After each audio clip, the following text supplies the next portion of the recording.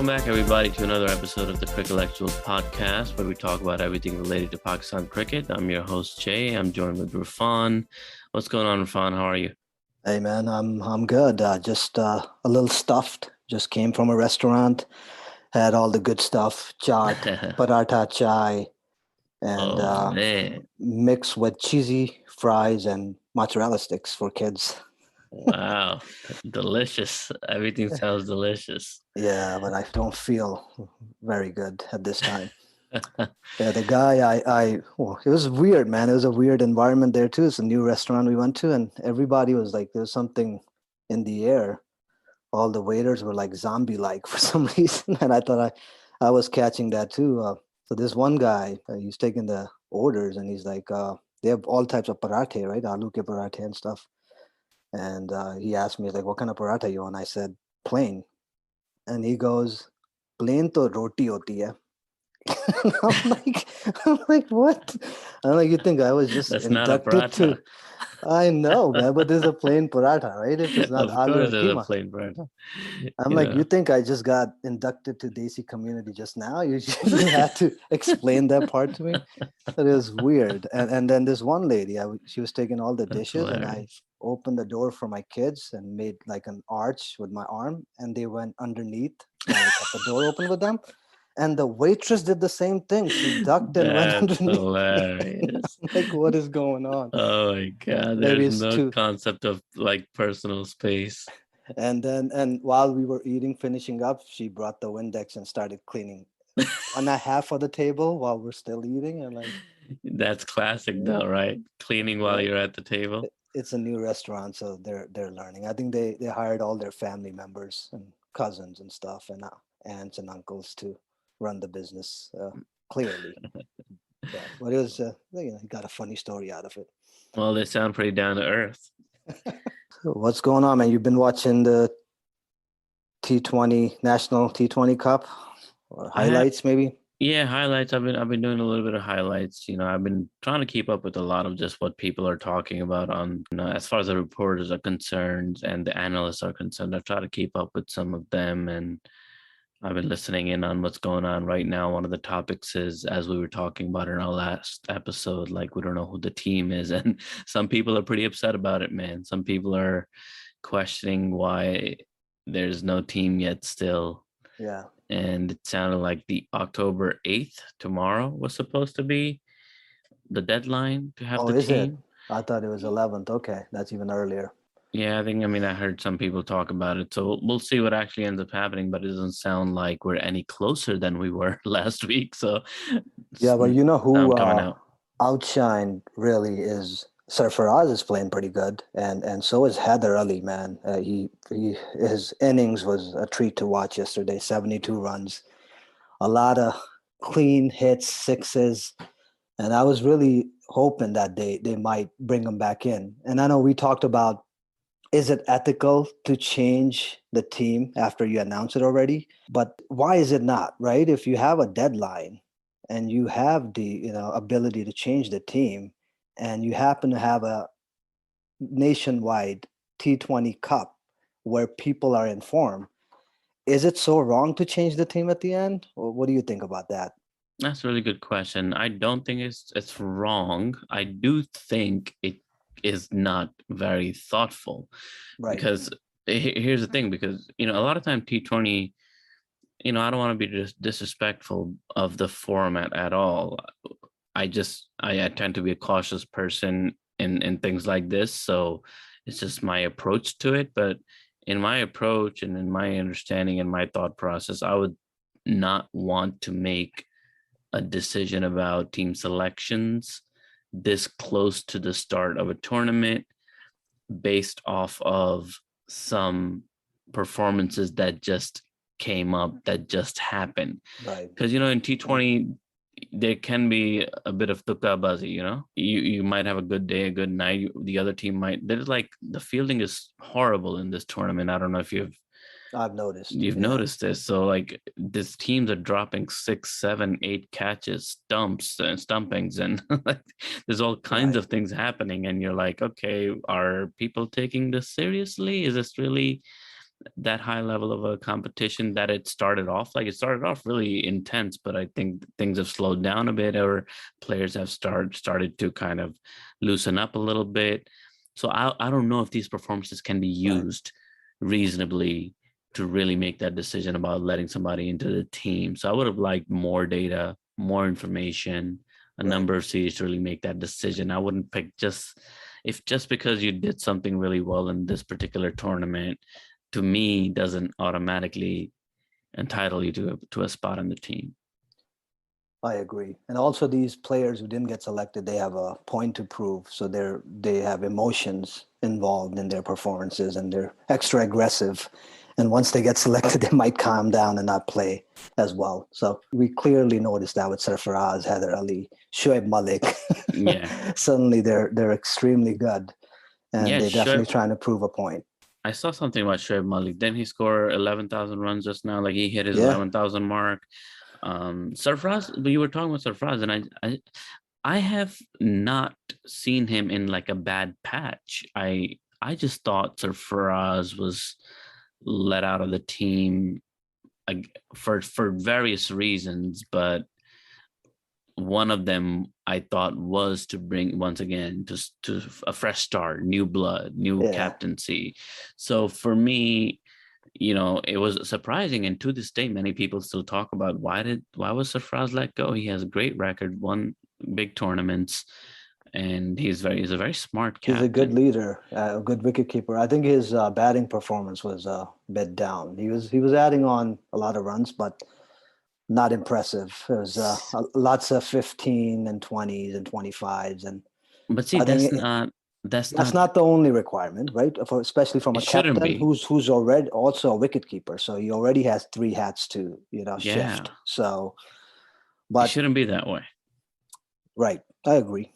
Because like I think about some of the other captains around the world, like if they're not doing so well, and usually, for captains, a lot of times it is the batting that suffers from time to time. Even Virat Kohli has had a patch like that He's got a recently. patch going right now. Yeah, Right, yeah, exactly. And other teams appear to, or at least the selection committees and other teams, they appear to understand that the what it takes to be a good leader, far outweighs a bad batting patch or something like that. So out of the jobs that a captain has, the batting performance is not the ultimate priority out of right. the many hats, like you were saying, the captain wears. If they screw up the decisions in the field, that has a far bigger outcome, a negative outcome potentially, than if they, only scored 15 runs in that game. Yeah, and then they're not coaches either, right? So they're not off the field. So I think that really reflects people are watching, and there's a lot of pressure because they are part of the team. I mean, they can be great captains like Dhoni, Imran Khan, uh, but people are watching, and how they see performances. They want to see those sixes and good strike rate, and there's a lot of pressure on everybody, man. They get criticized. It's easy to sit outside and talk about it, but there's a lot of other factors that probably went into it we don't know about. I was thinking, today we wanted to talk about, speaking of the additions and omissions, we were going to talk about Waqar and Misbah's time at the PCB and as coaches. What was your overall impression of that? Did they leave too soon? No, they've been around for a while. They left too quick, if you ask me, right before T20. But it's really difficult to criticize or compliment Wakar and Misbah, isn't it? They Yeah. they really ran a safe campaign, status quo type of deal, and not much ambition to notice, in my opinion. But also remember, these two are probably the most scandal-free ex-players we have. At least Misbah. I don't think he's said anything wrong or done anything that brought him in the attention of media. Is pretty safe, and that's the type of campaign they ran, in my opinion. It's funny. Every statement I make about them, I'm gonna end up defending them because there's not much to pick apart or compliment at the same time, like I said, right? So Mhm. I feel like their approach in the dressing room was a bit strict, and that's what the rumors were. But at the same time, it eventually broke a lot of lobbies that were historically there, right? So there were some who were whistleblowers and they self-destructed themselves, and others got in line and followed their code, whatever it was. It was more of a military-like robotic stance they took, where discipline was number one, then everything else follows, right? Which is nothing wrong with that. Discipline is a key factor that should be applied in life in general or any other line of business. Mhm. But the only problem with that is then you leave if there's no flexibility, and if you have extraordinary explosive players, they are their brains are wired differently, man. If they're explosive on the field, they're also very outspoken with loud mouths, and they want change, because this is the new generation. And I feel like there was no room for that.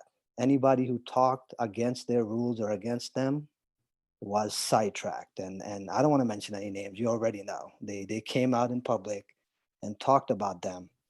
And again, to defend Waqar and Misbah, they weren't so transparent, but they were also very diplomatic. So they didn't talk crap about anybody or any of these players who were speaking against them. But what they did limit is to all these superstars that we have in the past. These are not your regular follow the code type of guys, man. They're different. They're unique. They're creative. They think outside the box. And if you have a strict environment, the way Misbah and Waqar had, they might not last very long in that type of environment. So I think that's the only disadvantage you have with disciplined environment, and you're not allowing these younger guys to speak up and take their ideas, and that's the only factor that they missed. Other than that, I think they eventually achieved what they were looking for, especially in last 2 years.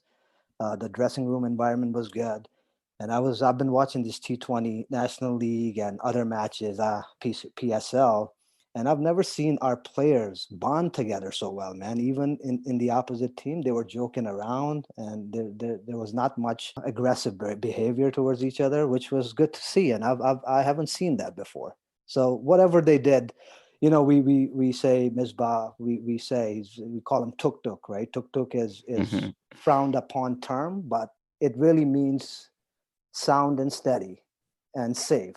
And I think that's how I describe their whole tenure. Safe play with not much ambition. And when there's no action and not a lot of drama, you feel like nothing really happened. But behind the scene, they probably did a lot for PCB. And then they remain silent about it. They're not talking bad about anybody. So they're very professionals, man. These are, again, scandal free two players who came in to do the job, and then did it in a very safe surrounding. And they were very, honest about it. They didn't speak bad about anybody. They didn't criticize anybody, and they were probably asked to resign, and they still didn't speak against Ramiz Raja. So I do definitely. That's the only compliment I would give them, that they were very professional and diplomatic. But I think they missed some chances for the team to evolve and grow at the same time. Yeah, I think a lot of what you're saying, I agree with. I feel that if we look kind of zoom out a little bit and examine from a distance how their few years went with the team and how the team performed under them, I feel that they had gotten a new team. Everything was new. There were some big changes made as well with all the younger players coming in, and there was a new chief selector as well in Muhammad Wasim, I believe. And a lot of people had to learn how to work together in this new management, new structure, new CEO. Everyone had to kind of get together and learn how to work with each other and try to set up and execute a vision. I think when we look at all of that together, it feels like they've done a decent job. It did feel like the team was getting along well. For a long time, there was no scandals coming from within the team. I know there was a situation with Muhammad Amir. He took on a retirement, and as far as I can tell, that was the biggest kind of news story that happened during their tenure with Misbah and Waqar. I don't recall any other huge controversial events taking place, which shouldn't happen anyway. But I think in the case that we're talking about, that is a thing to celebrate. I think that shows their professionalism and the philosophy with which they ran things. And what you mentioned about their diplomatic nature, I view that as being highly skilled at keeping a professional demeanor at all times and modeling what that looks like to younger players who are new in the team and who are learning how to carry themselves in world cricket. So I thought there were good examples of that, and I think that's not something that we should take lightly. That setting a good example for all the new players who are coming in is one of the biggest things that you should do when you're in leadership.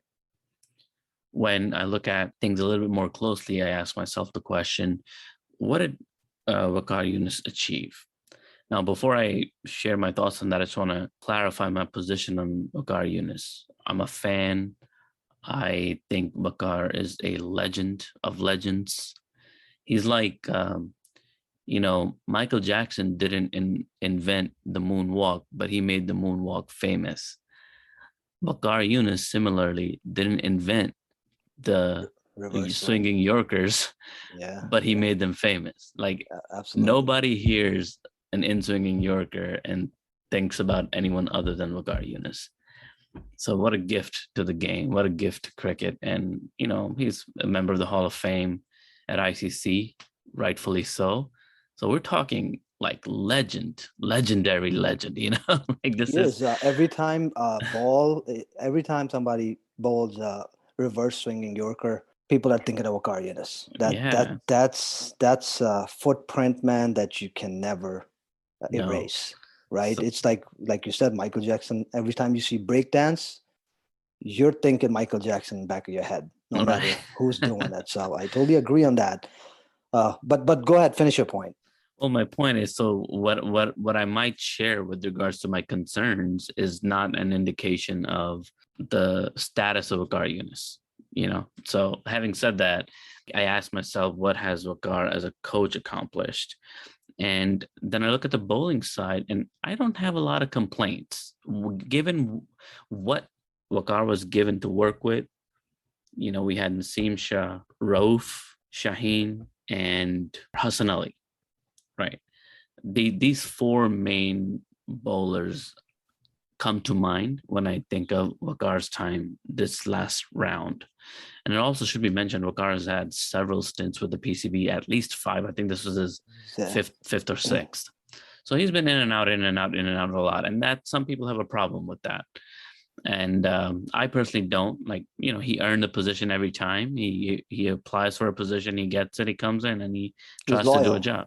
Yeah, Yeah, he lives in Australia. He could have, people want to hire him. He could of have done it course. for Australia. He could have done it for India.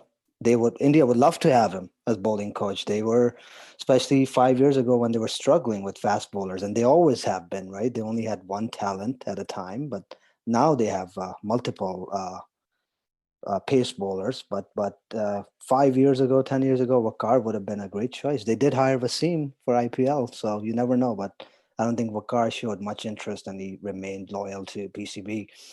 Yeah, but that's two different things, right? What happened was, when I talk about Misbah and Waqar, I think it took time to get everything corrected. Where Misbah was also a chief selector and a head coach, there's some conflict of interest there, too much power, right? When that was reversed, and Misbah captained the team very well in his 5 6 years when he was playing for Pakistan. So when he became the head coach and Waqar became, I think he's done that multiple times in the last 15 years. He became the bowling coach. That's when everything applied where it should be, and that's when we saw the real change in the last 3 4 years, where our bowlers are excelling because they have a coach like Waqar Younis, and then you have a captain mind like Misbah running the show. I just feel like Waqar Younis gets a lot of slack when I don't think he deserves it. I think because he's a bigger name in the Pakistani media, his name constantly comes up as in kind of a negative light a lot of times. And I don't feel that's fair in my assessment of things. That's why I was mentioning the four bowlers, the pacers that come to mind when you think of Waqar in this last last stint that he had with the PCB. And, he worked with what he was given. He's not the one picking the players. Right. Some people sometimes feel like, oh, it's Waqar Younis. He should be picking out other Waqar Younises and finding them all over the country. But that's not his role. He's That's not not, his role. yeah, he's not going out looking for players. Maybe he can be. Maybe he if he had extra time, he could, but like he's the bowling coach of the national team, and his job is to spend as much time with them as possible and work with those guys to help them perfect their talents, right? And maybe in the process, maybe teach them a few things, because at that level, we know that it's hard to teach a lot of new stuff when you're already at the pro level. It's more about, harnessing your given your talents already and strengthening your strengths even more and executing them at will with perfection. It's really about that kind of work. It's all technique, and these professionals know how to execute them. But he can't make more Waqar Younises. That's That's one in a unfair. million type of deal. The Yeah. Waqar Younis is Waqar Younis. He's not gonna clone himself into multiple bowlers. But it's a matter of how long you've been involved, and that's just the nature of the beast, man. It's what's that line? You either die a hero or live long enough to see yourself become a villain, and that's the deal. He's been around PCB too long, Yep. and every time we lose a series, it goes back onto his shoulders. Like he's the only one running the show. Exactly, So, because he's the bigger name and his name is in everyone's mouth. It's unfortunate. So like, Waqar for me is actually pretty easy to answer. Like, he's a bowling coach. Look at your bowlers. Are you satisfied? I feel pretty satisfied. Yes, we don't have any more Waqar Younises, but given what we have, they're doing a decent job. The bowlers are pretty good. They're okay. I mean, we can definitely we should still keep looking, but the bowlers are good. Now, when I think of Misbah on the other hand, and I ask myself the same question, he's the head coach. How's the team doing overall?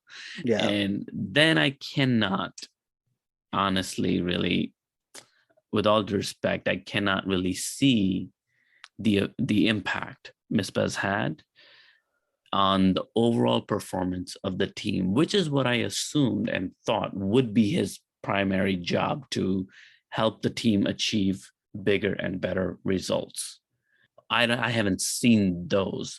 Obviously, people can argue that they did win a lot of the series, but like the glaring problems have stayed on for like 3 years, man. We have no middle order still. yeah. So things like that, I don't like. Still chasing up for us is chasing a target, a total is always harder for us. Things like that haven't improved. So, and the aggression in cricket is always missing. I recently saw some stats about just in 2020s, Pakistan was ranking really low on how many balls they spare and leave unscored. And Pakistan was a pretty, they were pretty high up there amongst the worst teams. So things like that, when I see that, I'm like, what was the contribution? Did he just train Babar to be a captain? I mean, I don't know. What do you think? From his captaincy, I thought he made all the new blood, young talent, just like himself. I remember when he was the captain of ODI and Test team, we were putting up average 230 runs, Yeah. right? So he did come out of that, right? That I do see that he adapted to the new era of cricket. But I totally agree. That's what I'm saying. It's lack of ambition, and it was a safe play, a low risk campaign he ran. He didn't want to take a lot of chances, and you know how cricket is evolving these days, man. We're competing at every level, and you got these 16-year-olds playing T20, and they're not gonna think the way Misbah thinks and how things were 20 years ago. And I don't think he could adapt to that, even though our players started putting up higher score than 230 after he retired from captaincy. But I can't give him all the compliments. I don't think he did anything towards that. It was the batting coaches, and I got, again, Waqar Younis. The bowling has been good, not much to complain about. The fielding's always been weak, But overall performance, yeah, we've been what, number 7 in ODI for what, 15 years, and we remain there. So not much change there. Yeah, and I feel like there was these glaring problems that everyone was talking about, yet the needle did not move in a positive direction in those problems, like fielding, like running between the wickets, like playing more aggressively and using power plays better, and like who's going to be on number 3, 4, and 5 in the batting order. How long do you need to solve any one of those problems? Yes, many of them are big problems and complex and will take many seasons maybe to resolve, but some certainly are don't seem that way, because the team was good in some things before, like scoring at a better strike rate, like running between the wickets. Those Some of those small things have, to me, from the outside looking in, feel like we're not as good at as we were before. How much power you think Misbah has as a head coach? I mean, he's not out there. He's watching, managing all the coaches, right? Batting, fielding, bowling coaches. But can he pull strings to employ or fire new coaches, or does he have to work with the chairman? And our chairmans were politicians, and historically they're okay. We'll get it done.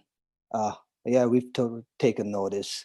So how much pull you think he had in changing these things? I mean, everything counts, right? We can blame Misbah-ul-Haq, whatever, but how easy it is to fire somebody, if because the fielding, you're talking about fielding, right? It's not in Misbah's hands completely, right? It's the coach, the fielding coach. So what do you say about that? Do you think Ramiz Raja being chairman now, is it gonna make life easier for the head coach and other coaches? Again, it depends on your coaching structure. Not everybody has a separate coach for every department of the game. Many countries do. We have had traditionally for a long time now Yeah. people who were doing bowling and everything else separately. But we've had consultants, but in the past there were times when we didn't have a separate bowling coach. So I think in decisions like that, it is my view that the head coach would have a say in, like, what kind of a coaching team they want to set up. I recommend, yeah. Right. So I think they're saying that. you know, there's all these kinds of rumors that come up about, like, who has the power, who has the say in what. And it sounds like a lot of times that a lot of these things do kind of gel together and overlap one another. And it's the power dynamics are pretty fluid in the sense that, or pretty, I guess, divided up in the sense that all of this kind of comes head on when we get the team. When the team selection happens, that's when we really hear about who has the power, who's calling the shots. Those questions rise the most when we see a team. And in that, it sounds like, I mean, the public story that everyone tells us that, it's the coaches sit together with the captain, and, they sit together with the chief selector, and they explain their needs and wants, and then the chief selectors come back. He comes back and he gives a pool of people, and then they decide from there what they're going to work with. I don't know if in reality that's what's happening, so I can't really say who. There's not, all of this happens in an office probably, so it's hard to know Right. who's really pulling the strings. Everybody's watching their selections, right? They watch them on the international level. Why not make this process more transparent, like elections, right? Have a list of people and announce their stats. And this is the reason why we selected these 20 individuals for T20 World Cup. And now it's going to go to board of directors, and it's going to go through Waqar Younis, Misbah, head coach, chairman, and CEO. And we're sitting now on this day, and these are the players, and we're going to announce the results. Why not make it more transparent? Because this way you can't blame one person like media and people like us often do. What's so wrong with that? That's my question. Just make it, the whole process, public. You don't have to have a reality show inside the dressing room. We don't need to know who says what to who. Just make the process more transparent at least, and not just announce a 15-man squad the night before. That's why people are pointing fingers, man. It's not very hard to make it transparent, really. It's not. And I think, Mohamed Wasim has done a pretty good job. I don't know if you've gotten a chance to see any of his press conferences when he's announced the team. He has changed that. That's one contribution he's made that I've really liked. He does explain why they were picked. Yeah, I've seen that. Yeah, so he's come in with a little slideshow, a little PowerPoint of each player and their stats.